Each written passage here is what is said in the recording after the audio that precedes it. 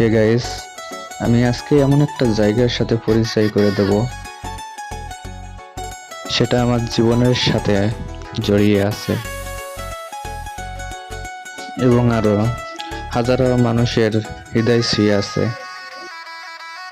102 নম্বর গোনা সরকারি প্রাথমিক বিদ্যালয়।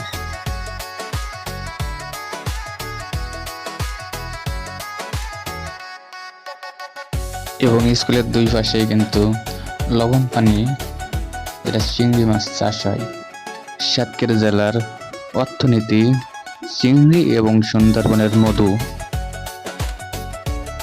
এবং বিকাল হলে এই স্কুলের মাঠে কিন্তু সবাই একসাথে জড়ো হয় এবং এই স্কুল মাঠে কেউ কারোর ওপর হিংসাত্ব বললেই নেই।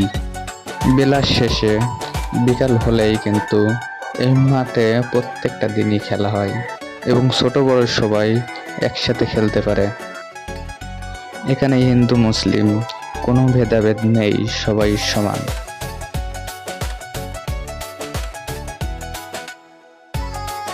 সামনের ওই ভবনটার সাথে আমার শৈশবের অনেক স্মৃতি জড়িয়ে আছে। বসন্তকালে টিপটিপ বৃষ্টির মাঝে কাদা ঠেলে স্কুলে আসা, বন্ধুদের সাথে মারপিট আড্ডা, অনেক স্মৃতি জড়িয়ে আছে এখানে।